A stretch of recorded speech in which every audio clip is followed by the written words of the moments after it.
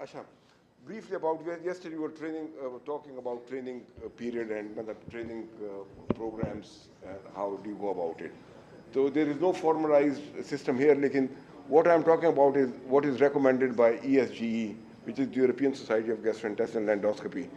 So to determine what is the ideal level of training or ideal period for training to become an ERCP, trained ERCPist, it is very difficult because there are very variable factors depending on the individual's aptitude for learning, the skill levels, and it's a very individual thing because everyone's hand-eye coordination is very different.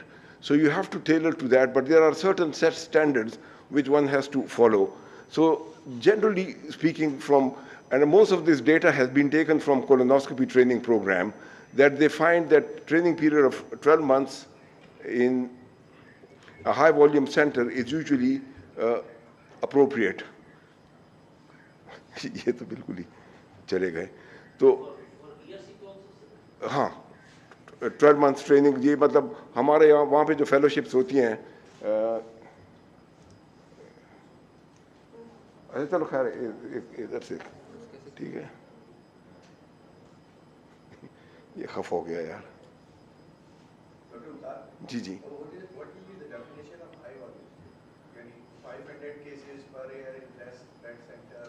मतलब लोग depend करता है local उस पे ना जैसे यहाँ पे जो है ना दिस प्लेस जैसे वो हो गया डॉक्टर गयास का यूनिट हो गया ना मतलब they are easily more than 1000 ना तो वहाँ पे भी हम एस्पायर करते हैं कि 1000 तक पहुँचे लेकिन मतलब जनरली 500-600 भी हो तो it is considered as a high वो ना I think individual ERCP is depends on how many people are doing ERCP in your center.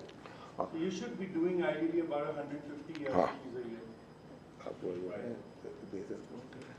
अच्छा इसमें ये है कि ड्यूरिंग योर ट्रेनिंग पीरियड जो आपका जो साल का या जो भी होगा one should be able to do about 300 level जब 300 वहाँ पे हमारे उसमें यूके में 300 is considered as a level of competence पहले 200-250 होता था लेकिन 300 इज नाउ द स्टैंडर्ड ठीक है और उसमें ये होता है कि बेसिक रिक्वायरमेंट होती है 12 मंथ्स की एडवांस ट्रेनिंग के लिए you can have another 12 months right तो ERCP ट्रेनिंग सेंटर में ये होता है कि basically when you are working there so you are not just doing ERCPs you are actively involved in MDTs pre and post ERCP cases imaging are discussed MDT का यही काम होता है कि before you do any case goes for ERCP हम लोग सारा बैठ के डिस्कस करते हैं कि ये ठीक है नहीं है उसके इमेजेस सारे चेक करते हैं ऑन्कोलॉजी की ज़रूरत हो तो there is referral to an oncology centre interventional radiology facilities should be available to you for any random procedures और PTC और ट्रेनीज़ को एक्टिवली इन्वॉल्व करते हैं रिसर्च एक्टिविटी में ताकि वो पब्लिकेशन करें ट्रेनर्स अगेन जो आपके ट्रेनर्स होंगे वो मतलब they should be all credible people who should have at least 3 years experience of independent ERCP. Most of the time it's a lot more than that. 3 years minimum. Trainers should be performing adequate numbers themselves so that they are able to. Trainer's job is challenging and technically difficult as you could all see. And always remember ERCP is a high risk procedure and the trainers should have train the trainer course हम लोग UK में करते हैं इधर भी हमने शुरू किए हैं तो briefly क्योंकि this was part of my bigger lecture लेकिन I've really cut it down so difficult biliary cannulation is defined as more than 5 contacts with the papilla spending more than 5 minutes spent attempting to cannulate the papilla more than one unintended PD cannulation and again, most important, especially in the light and context of this course as well, trainer and trainee should have clear rules of engagement. When the trainer says stop, it means stop. ये नहीं कि नहीं जी छोड़ो जी मैं एक और करता हूँ ना ऐसे नहीं क्योंकि you are dealing with a live patient and it's a high risk procedure. So you might not realize, but the trainer might realize that he is in danger or he needs to intervene now. So that should be the discipline. There is, whenever we do these training programs, there should be formal assessment tools like the DOPS we use, and Khalid would be very familiar with TSAT. I have no idea what that means, but I think you people use the TSAT, US may? I don't know. I just took that from the literature.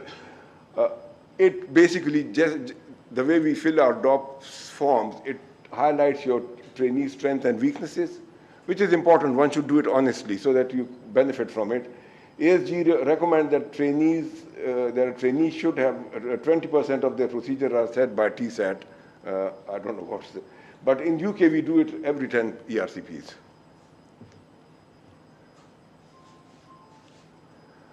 At the end of their training program, there is formative assessment and there is summative assessment. Summative assessment is the complete signing off.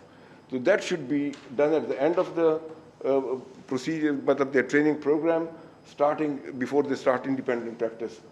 And it should include a review of their DOPS and also on live cases. Summative assessment is normally carried out by 2 independent trainers who are not that person's individual trainers. They should be other assessors outside. And after they pass that program, they should be monitored, they should be mentored for another 6 to 12 months, depending on their abilities. ये different levels हैं, मतलब you come across different levels of training in ERCP. Training steps, जो कि I think this is what this course aspires to. We are not doing any advanced levels here. So they should be able to do selective cannulation, extraction of stones greater than 10 millimeters, right? Treatment of bile leak after lap cholecystectomy, successful stenting of an extrahepatic biliary strictures. This is the basic level. Placement of pancreatic stents and needle knife pre-cut sphincterotomy. That should be part of your training as when you are doing your trainee program. Steps 3 and 4 are obviously advanced training that comes with more. So normally in this type of course, we do not encourage advanced training procedures because it's, you don't want to practice that at home. Just like when they tell you in these magic tricks or stunts, do not practice this at home. So don't do that at home. Send it to another center. Stenting a hilar obstruction, that's obviously a more advanced procedure. It shouldn't be attempted by early trainees or level 1 and 2 endoscopists. Removal of intrahepatic duct stones, they are again challenging procedures. Pancreatic therapy, ampulectomy, retrieval of internally migrated stents is always a pain in the backside. And ERCP in surgically altered anatomy after Billrod 2 or other bariatric procedures. Key performance indicator, what do we expect you to perform when you start independent practice? Selective native papillar cannulation of, this is for the people who have just recently been signed off, greater than 80%.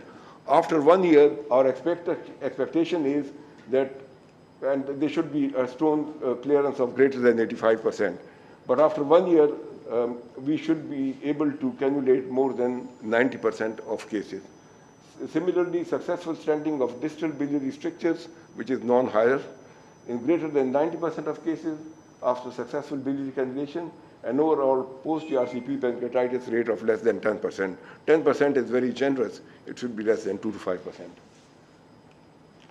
On completion, prior to independent practice, ESGE recommends that a trainee can evidence a procedure volume of greater than 300 cases, native papillary cannulation of 80%, but 90% after a period of mentored independent practice, complete stone clearance, or is just a repetition of that.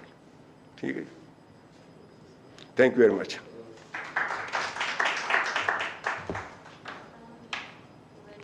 Yeah.